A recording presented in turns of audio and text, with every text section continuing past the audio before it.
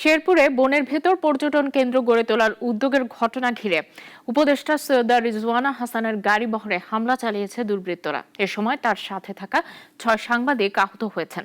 সম্প্রতি বনের ভেতরের বিস্তীর্ণ এই জায়গা জুড়ে পর্যটন কেন্দ্র স্থাপনের উদ্যোগ নেয় নালিতাবাড়ী উপজেলা প্রশাসন। কাজ শুরুর পর বন্য হাতি সংরক্ষণ, সামাজিক বনায়ন বৃদ্ধি ও বনাঞ্চল টিকিয়ে রাখার সুপারিশে পর্যটন কেন্দ্র স্থাপনে আপত্তি জানায় স্থানীয় বন বিভাগ। উদ্ভূত পরিস্থিতিতে পর্যটন কেন্দ্রটি পরিদর্শনে যান পরিবেশ, বন ও জলবায়ু পরিবর্তন বিষয়ক উপদেষ্টা সৈয়দা রিজওয়ানা হাসান। বলেন, বনের জায়গায় পর্যটন কেন্দ্র হবে না। এ সময় পর্যটন কেন্দ্র স্থাপনের পক্ষে ও বিপক্ষে স্থানীয়রা উপদেষ্টার গাড়ি বহর আটকে দেন।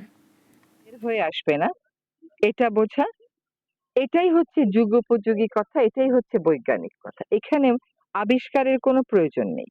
বিশ্বের বহু জায়গাতেই হাতি এবং মানুষ সহাবস্থান করছে, কখনো কোনো কনফ্লিক্ট হচ্ছে।